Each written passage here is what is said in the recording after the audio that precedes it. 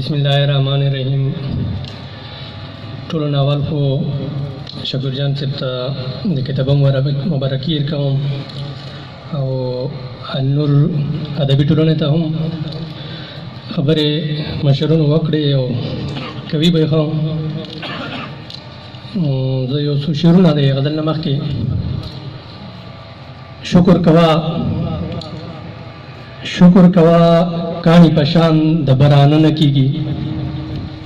شکر کوا کانی پشان د برانه نه کیږي.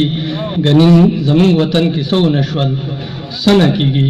واه ډیر نه او اوس خو محفل کې پيو بل پس خبرې کیږي. اوس خو محفل کې پيو بل پس خبرې کیږي. اوس خو زمونږ محفلونه هم خواږه نه کیږي. واه ډیر ښه. او تش په لفظونو احتجاج غندنه هر یو کوي. تش په لفظونو احتجاج غندنه هر یو کوي. خو د دې جبر خلاف چا نه راوتنه کیږي. واه ډیر ښه. اکرام سے په فرمایش باندې یو جوړ غزل ده. ډیر ښه ډیر خوږ غزل ده.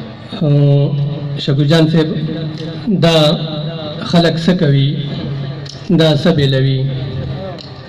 دا خلق څه کوي دا څه بېلوي.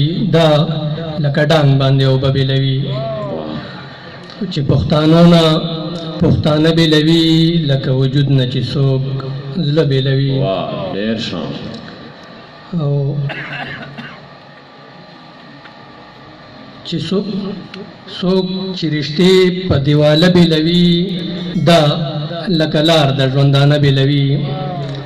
اکرام صاحب دا شعر ډلی وي او جانان دې ځي جانان ببل پیدا شي. واه جانان دې ځي جانان ببل پیدا شي. جانان دې ځي جانان ببل پیدا شي.